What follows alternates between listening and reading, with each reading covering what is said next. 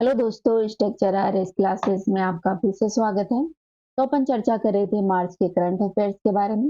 इस लेक्चर में अपन चर्चा करेंगे मार्च में जो भी व्यक्ति न्यूज में थे उनके बारे में, साथ ही जो पुस्तकें न्यूज में थी और जो भी अभियान ऑपरेशन चलाए गए उनके बारे में अपन चर्चा करेंगे। तो सबसे पहले देखते हैं महत्वपूर्ण नियुक्तियों के बारे में। क्रिस्टी कोवेंट्री के बारे में।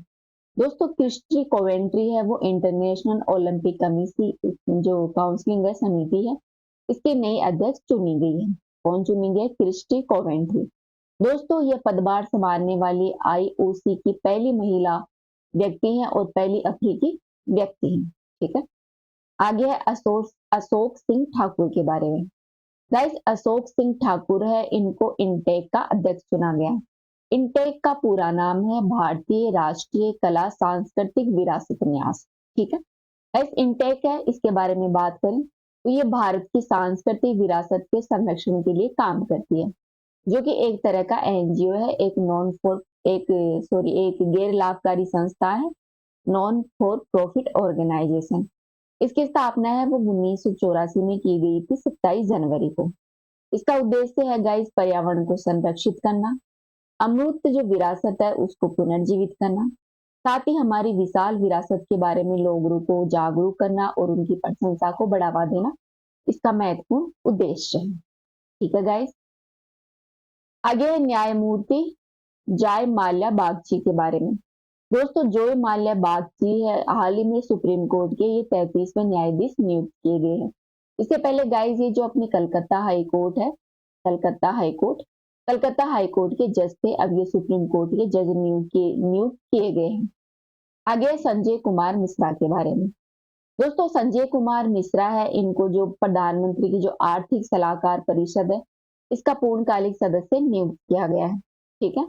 अपन प्रधानमंत्री की जो आर्थिक सलाहकार परिषद है इसके बारे में बात करें तो गाइज ये एक तरह का स्वतंत्र निकाय है, जो कि प्रधानमंत्री को आर्थिक जो भी इकोनॉमी से जुड़ी हुई जो भी एडवाइस है, सलाह है, वो प्रोवाइड करवाता है।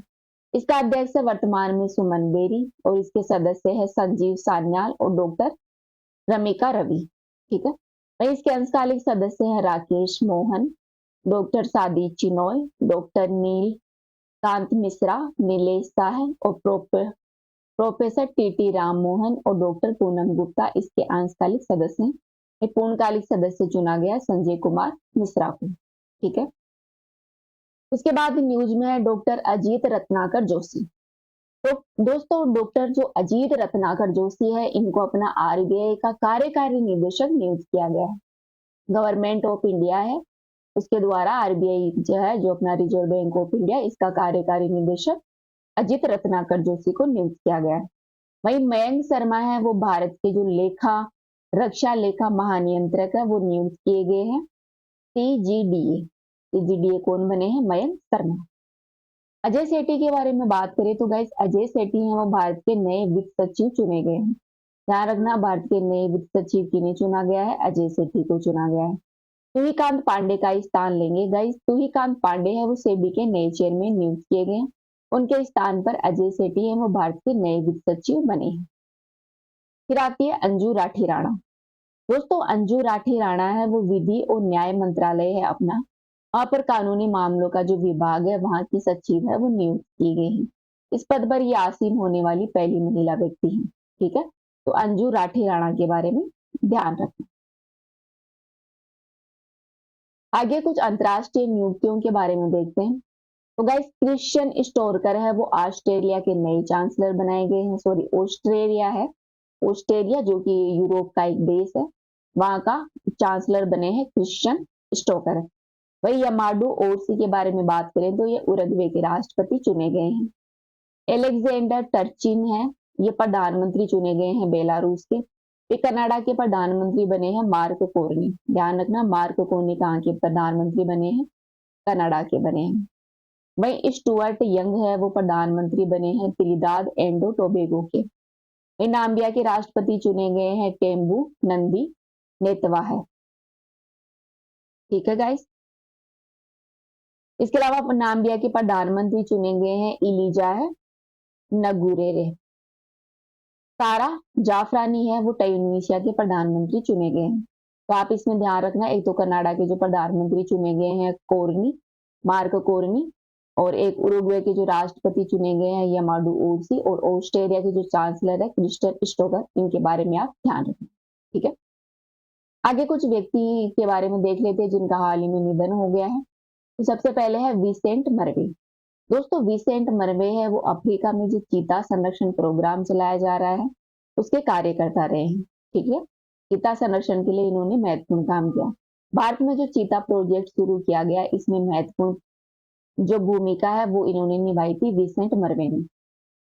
फिर आते उड़िया साहित्यकार रमाकांत रंथ, इनका हाल ही में निधन हो गया है। इनकी काव्य कृतियां केते दिनार, अनेका कोठारी, संदिग्धा मर गया, सप्तम ऋतु और श्री राधा। ठीक है, इसके अलावा काष्ठ शिल्पकार हैं गोदावरी सिंह, इनकी भी हाल ही में गाइस मृत्यु हो गई है। आगे कुछ अन्य व्यक्तियों के बारे में देख लेते हैं जो न्यूज में थे। पहले आती है तनुष्का सिंह। दोस्तों तनुष्का सिंह है वो यूपी की रहने वाली एक फाइटर जेट है जो कि Jaguar fighter jet ski drone में स्थायी रूप से नियुक्त होने वाली पहली महिला पायलट बनी है। ठीक है, ध्यान रखना कौन सी पहली महिला पायलट बनी है, ये जो Jaguar fighter jet ski drone है उसमें उड़ाने वाली, उसमें नियुक्त होने वाली। फिर आते हैं क्रिकेटर ऋषभ पंत। दोस्तों क्रिकेटर ऋषभ पंत है, इनको ऑनलाइन जो ट्रेवल कंपनी है गाई बीबो, कौन सी कंपनी, गाई बीबो, इसका हाल ही में ब्रांड एम्बेसडर नियुक्त किया है क्रिकेटर ऋषभ पंत। फिर न्यूज में आते हैं आयुष्मान खुराना। भारत सरकार की जो फिट इंडिया मूवमेंट है जो कि एक राष्ट्रीय पहल है जिसका उद्देश्य है फिटनेस और स्वस्थ जीवन शैली को बढ़ावा देना। फिट इंडिया मूवमेंट की शुरुआत है वो 29 अगस्त 2019 में भारत सरकार के द्वारा की गई थी। इस फिट इंडिया आइकन चुना गया है आयुष्मान खुराना को। ठीक है, बॉलीवुड खिलाड़ी है आयुष्मान खुराना, इनको फिट इंडिया मूवमेंट का आइकन चुना गया है। ठीक है, आगे पूर्व भारतीय क्रिकेटर कृष्णमाचारी श्रीकांत के बारे में। दोस्तों श्रीकांत है, इनको विजन 2020 इंडिया का जो सद्भावना राजदूत है उसके रूप में नियुक्त किया गया है। ठीक है, फिर आता है अब्बू खदीजा। अब्बू खदीजा, दोस्तों अब्बू खदीजा को अब्दुल्ला मास्की मुलेह अल रिफाई उर्फ के नाम से भी जाना जाता है। ये इरिया और सिराक में इस्लामिक जो स्टेट है वहां का एक खुखार कमांडर है, एक आतंकवादी है अब्दू खदीजा। इसे इराकी राष्ट्रीय जो खुफिया एजेंसी है सेवा है और साथ ही अमेरिका की जो सेना है इन्होंने संयुक्त ऑपरेशन के माध्यम से इनको हाल ही में मार दिया है। ठीक है, तो ये आतंकवादी है जिनको इराक और अमेरिका ने मिलकर मार दिया है, अब्बू खदीजा। ठीक है, आगे कुछ विशेष हस्तियां जो कि इस मार्च महीने में भारत में आई थी उनके बारे में देखें। तो गाइस टोनी एबोट है, वो ऑस्ट्रेलिया के पूर्व प्रधानमंत्री है टोनी एबोट, जो कि हाल ही में भारत की यात्रा कर रहे हैं। ठीक है, भारत में एक आयोजन किया गया था एन सिटी कॉन्क्लेव, इसके आयोजन में ये आए थे। फिर आते हैं न्यूजीलैंड के प्रधानमंत्री जो कि हाल ही में भारत की यात्रा पर रहे, इनका नाम है क्रिस्टोफर लक्सन। ध्यान रखना क्रिस्टोफर लक्सन है वो न्यूजीलैंड के प्रधानमंत्री जो भारत की यात्रा पर रहे थे।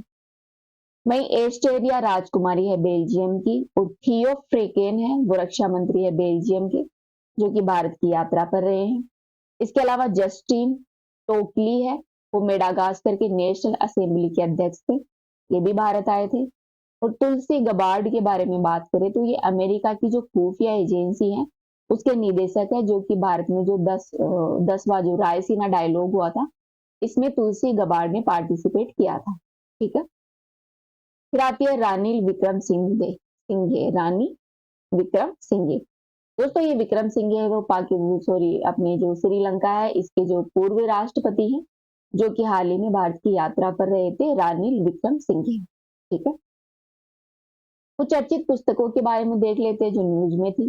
पहली पुस्तक है march of glory. March of glory पुस्तक है गाइस, ये लिखी गई है के अरुमुगम के द्वारा, साथ ही एरोल डी क्रूज जो पत्रकार है इन दो लोगों ने मिलकर लिखी है मार्च ऑफ गैलेरी। फिर आता है Leo the unhold story of Chennai super Kings, ये लिखी है पी एस रमन ने। ठीक है, पी एस रमन की बुक है Leo the untold story of Chennai super king.